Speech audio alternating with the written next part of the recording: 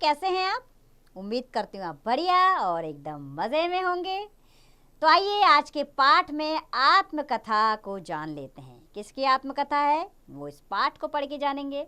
तो हमारे इस पाठ का नाम है आवाज़ का जादू। तो बच्चों, जहाँ चाह वहाँ रहा, कितना बड़ा सच छिपा हुआ है इस कहावत में। प्रसिद्ध फिल्म गीतकार अनिल विश्वास के बचपन के दिनों के वर्णन में जो उनकी अपनी कलम से लिखा गया है, पढ़कर जानने की बात तो है ही, मानने की भी है। चलिए कैसे उनकी आत्मकथा के जरिए जाने।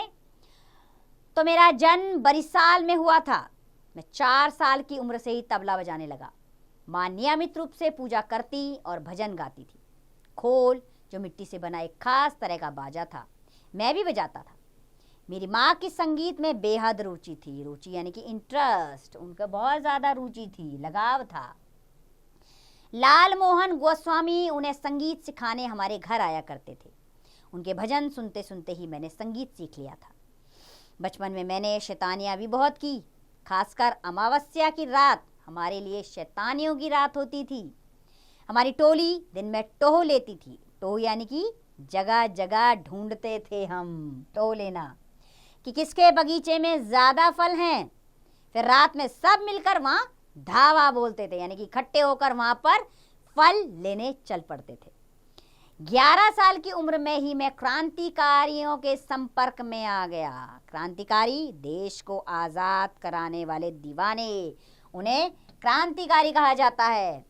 किंतु क्रांतिकारी दल में सक्रिय रहने के साथ साथ पढ़ाई में भी अव्वल रहता था, यानी कि अव्वल यानी कि प्रथम। पढ़ाई में भी मेरी दिलचस्पी बहुत ज़्यादा थी, हमेशा प्रथम रहता था मैं। एक बार क्रांतिकारियों का साथ देने के लिए छोटी उम्र में जेल भी जाना पड़ा। जेल से छूटने के बाद भी जब पुलिस बहुत तंग करने लगी तो एक दिन मैं घर से भाग निकला। पास में सिर्फ थोड़े से पैसे थे। जब भूख से लड़ना कठिन हो जाता तो 1 पैसे के मुरमुरे ले लेता, ऊपर से पानी पी लेता। कई दिन इसी तरह गुजरे। आखिर हालात यह हुए कि जेब एकदम खाली हो गई। एक दिन कोलकाता में भटकते हुए एक ढाबे के सामने जा खड़ा हुआ। क्यों भाई, कुछ कामकाज है? पूछने पर ढाबे के मालिक ने सिर से पांव तक देखा। कुछ हैरान होकर वह बोला, कामकाज तो है, पर तुम करोगे? मैंने सिर हिलाया, हाँ करूँगा। मालिक तुरंत बोला, लेकिन 2 वक्त का खाना छोड़कर पैसे वैसे नहीं मिलेंगे। उसने कहा पैसे नहीं मिलेंगे, 2 वक्त का खाना मिल जाएगा। और हाँ, काम खत्म करके यहीं ढाबे के सामने सो सकते हो। ढाबे के सामने एक पोखर था। पोखर यानी कि छोटा सा तालाब। एक पोखर था, उसी के किनारे बैठकर मैं बर्तन मांजता था। रात के वक्त बर्तन मांजते मांजते बरिसाल का नदी तट याद आ जाता। तब मैं अपनी किसान वाली आवाज में गाना शुरू कर देता। एक दिन एक व्यक्ति ने मुझसे पूछा, रात के वक्त पोखर के किनारे बैठकर तुम ही गाते हो? वह जादूगर मनोरंजन सरकार था, जो ढाबे का स्थायी ग्राहक था। स्थायी यानी कि परमानेंट, हमेशा आने वाला। उसने कहा, मेरे एक मित्र हैं, सामने वाली कोठी में रहते हैं। वही पूछ रहे थे, कह रहे थे कि कोई लड़का वहाँ बहुत उदास स्वर में गाता रहता है।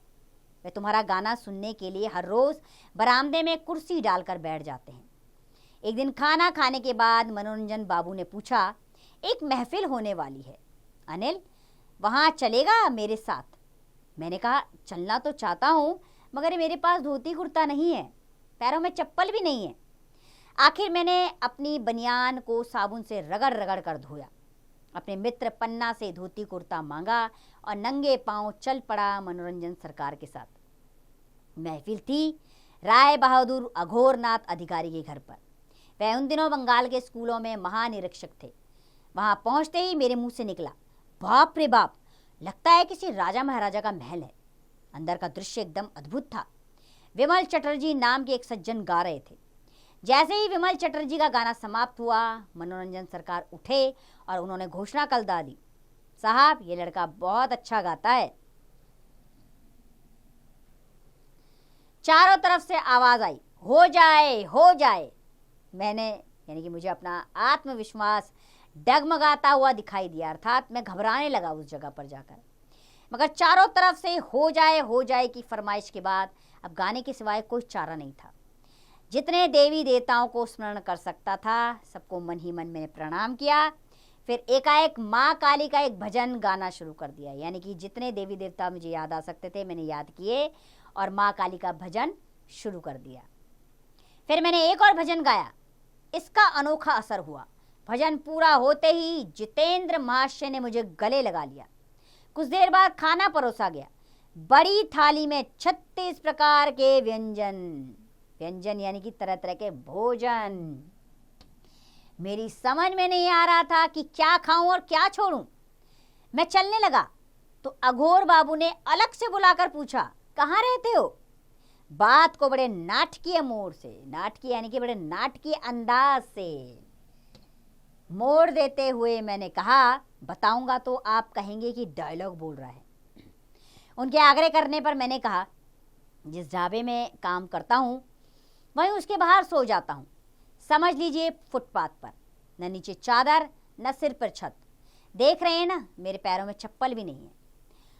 तुम्हारे गायन से मैं प्रभावित हुआ हूं। तुम ऐसा करो, हमारे घर आ जाओ, ऊपर बरसाती में तुम्हारे रहने की व्यवस्था कर दूंगा। उन्होंने प्यार से कहा। मेरे दिमाग में कितने ही विचार बिजली की तरह कौंध गए। मैं तपाक से बोला, मुझे काम क्या करना पड़ेगा? तुम्हारे स्वाभिमान को ठेस नहीं पहुंचाऊंगा। तुम यहाँ रहोगे, यहाँ खाना खाओगे, उसके बदले तुम्हें 2 काम करने होंगे। मैं बोला कुछ नहीं।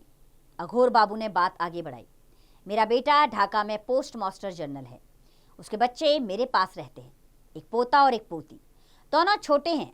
तुम्हारा काम होगा सवेरे कुछ समय के लिए उन्हें अक्षर ज्ञान कराना। अक्षर यानी अक्षरों के बारे में जानकारी देना, यानी कि पढ़ाना। और दूसरा काम मैंने पूछा तो उन्होंने कहा, हाँ, शाम को मुझे 2-1 भक्ति गीत सुना देना। फिर अघोरनाथ बाबू ने प्यार से मेरे सिर पर हाथ रखा और कहा, कल से यह लड़का ढाबे में काम नहीं करेगा, उनसे कह देना।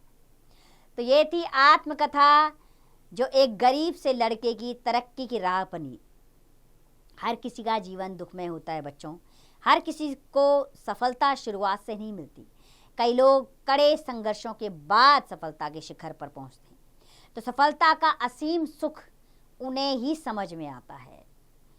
तो ऐसे ही लोगों में ये एक आत्मकथा भी एक इसी इंसान की कहानी है, जिसने सफलता की सीढ़ियां चढ़ने के लिए अनेक दुखों का सामना किया, लेकिन अपने हुनर के बल पे आखिरकार सफलता की सीढ़ियां चढ़ गए और जीवन में तरक्की पाई।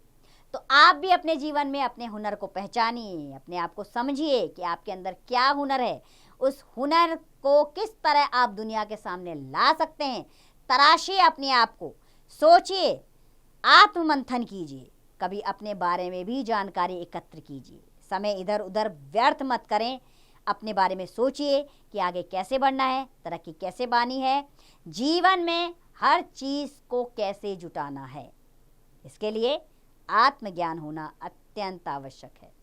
तो करेंगे ना आप ये काम? तो आज से ही आत्मज्ञान की तरफ बढ़ जाइए, अपने बारे में ज्ञान एकत्र कीजिए और चढ़िए सफलता की सीढ़ियाँ। बस। तो इस आत्मकथा से मिलने वाली सीख को आप भी जीवन में अपनाइए और इस पाठ का अभ्यास कार्य स्वयं कीजिए।